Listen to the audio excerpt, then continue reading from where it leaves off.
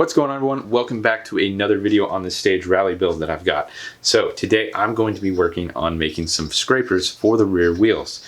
Now the reason that having wheel scrapers is so important is because as the dirt and debris start building up in the inside diameter of your wheel, you start to get some rubbing issues as well as a lot of friction caused by all the dirt. You could have a rock stuck between your dust shield and your actual wheel, and I've seen it cause issues where it'll actually like rub a hole in your wheel if you've got some aluminum wheels that are pretty strong.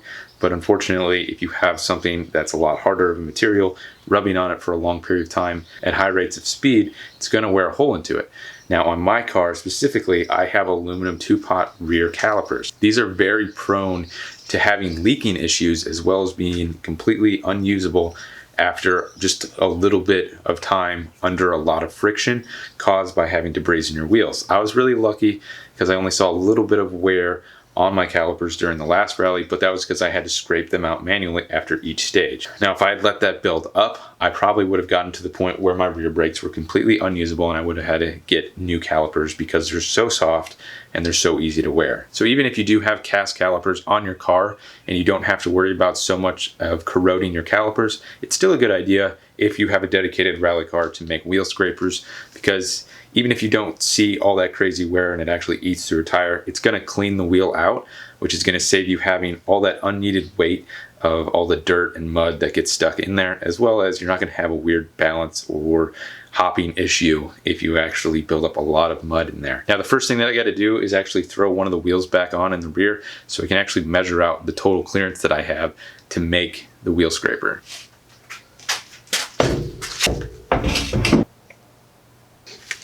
Now there's a few ways that you can actually go about attaching this metal piece that I'm actually going to be making.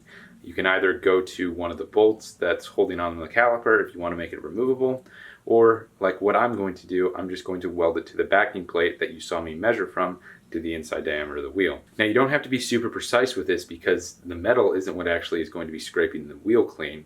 It's only going to be holding on the piece that actually will be scraping the wheel and making contact with it. Now what I'm using to actually scrape the inside diameter of the wheel is some 1/4 inch plastic that I purchased off eBay a while ago, and I'm actually going to be making wheel well liners for the car out of it as well. It's pretty thick stuff and it'll be able to self-clearance type of thing to the wheel, and it's going to be interchangeable because I could just cut multiple pieces as it wears away and just throw a new one on once it actually gets bad. And it's not going to hurt the wheel if it rubs against it like metal would, because obviously if I have mild steel rubbing on my aluminum wheels, that's going to do a lot more damage than a rock would anyway.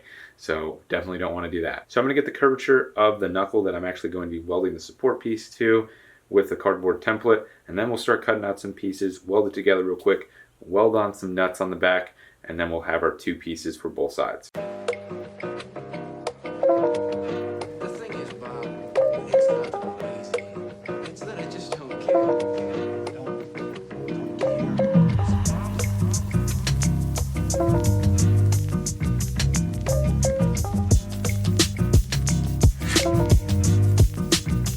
So while I have these pieces together, I'm going to actually drill holes for where I'm going to put the weld nuts because they're obviously still together and I'd like them to be somewhat symmetrical. Not that that's important because they're going to be on two different sides of the car. It's completely insane. It just kind of makes it easier.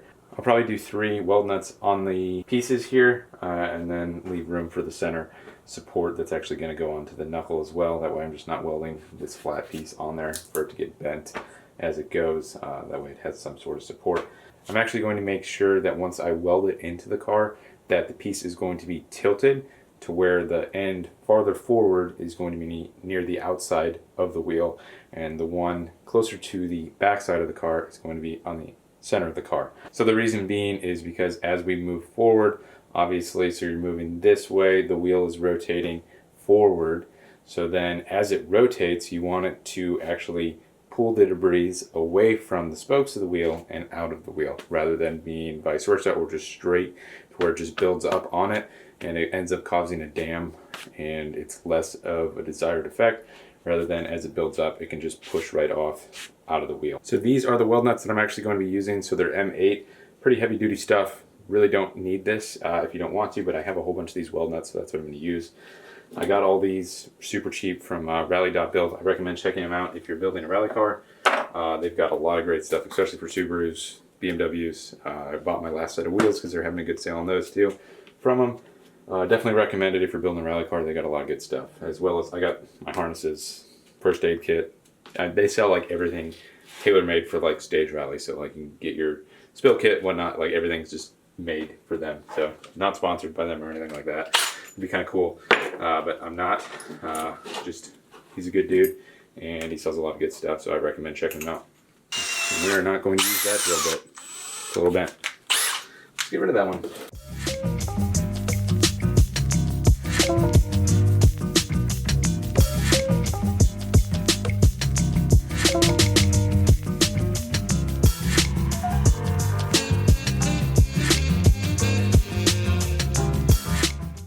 Now that we just went and drilled these 3 holes, I completely forgot that I measured from the back plate of the knuckle rather than the rotor. So this 1.5 inch clearance does not make sense. Plus, I got to section these out for the rotor. So it makes sense because it's getting welded to the knuckle, but forgot that I have to make a little notch for the actual rotor to sit. So I marked it out right there, and that'll give it plenty of room to actually let the rotor sit freely and not worry about rubbing on this metal piece. So we're going to have to re-drill one of the holes after I cut this out.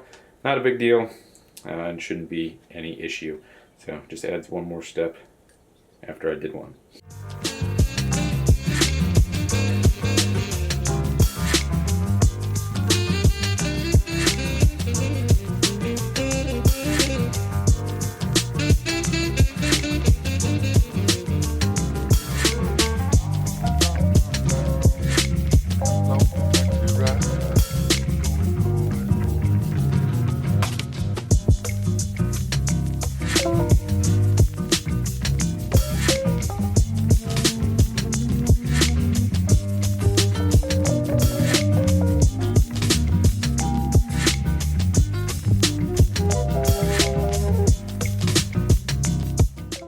Okay, now that we got all 4 pieces done and we are ready to start welding. So I'm going to roughly mark exactly where these pieces need to be welded together, tack them into place, make sure that they make sense on the car, and then weld them up fully with the weld nuts on there before I drag the MIG welder out and actually go to weld the car, because I don't want to like do all this welding underneath the car because that's going to suck.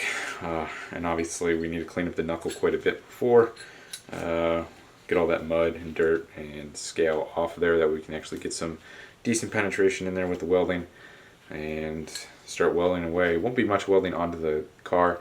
I also don't want to put very much heat into there, so I'm going to weld very small amounts at once, because I do not want to cook my wheel bearings, because I'm not looking to replace wheel bearings on this thing again or anytime soon.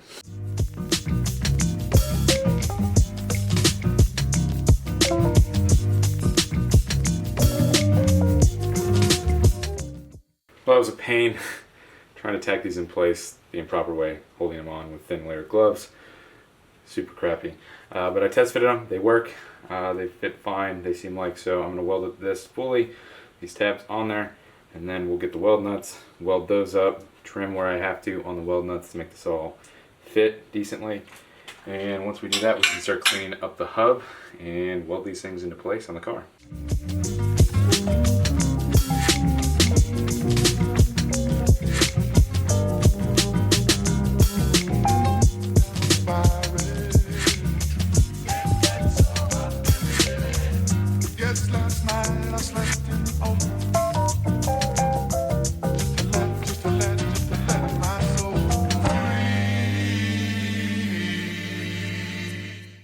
Well, they're not pretty looking at all, but they're strong, so that's good.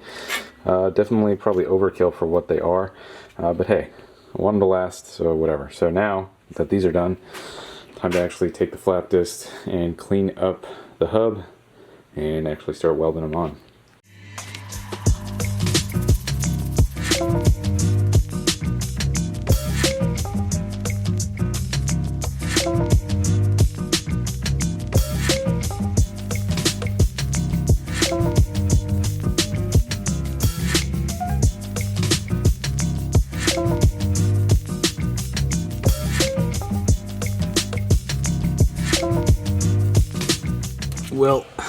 the welding to the knuckle didn't turn out very well at all.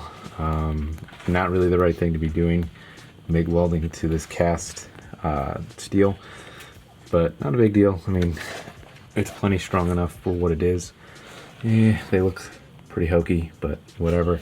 I'm going to take a flap disc to them, get rid of some of these edges. I thought I got rid of them enough, but I'd like to round them a lot more, because now that these are kind of sticking out, they're kind of going to become a hazard when I'm working on the car, of like whacking myself on there when the wheels are off. So that would be really annoying to like split my skull open on one of these things. So I'm just simply going to round all those corners later. I am going to make the little plastic pieces later as well, but I'll show you what I'm going to make them out of at least. So this is the stuff that I'm actually going to be making out of, as you can see. Pretty flexible stuff. It's not really plastic. It's more of like a urethane, because that's actually exactly what it is. So it's super kind of malleable, not super malleable, but pretty heavy duty stuff too. And this is pretty thick. I may go with thinner stuff, I'm not sure, depending on how well this works, but pretty much just going to cut little sections. I'll measure it out, cut little sections, probably honestly like, ooh, I don't know, probably like a 2.5 inch section by whatever it is, like 5 inches that it needs to be for the wheel width, and cut holes where I need to, and then kind of trim it up so it kind of fits the wheel, but it's going to like self-align and self-adjust, and it doesn't have to be perfect anyway. It just has to like get close enough to the wheel to remove the bulk of the dirt, and that way it doesn't get built up and rub away at my calipers. Hopefully that helps some of you guys if you actually want to do something like this. Sorry I didn't actually show cutting them, mounting them, and everything. It's pretty simple though. If you can't do that, then I don't know, you probably shouldn't be trying to do this on your own, because there's a lot more stuff involved than that. And you could probably come up with a better way. If you make them removable, that would probably be a little bit better. It'd be a little bit more involved than just welding stuff onto the knuckle though. And I probably should have TIG welded those on anyway. I definitely would have got better penetration, done a better job, but super pressed for time. I have like no time to work on this car. That's why my garage is such a mess, because when I do have time, I don't want to clean it.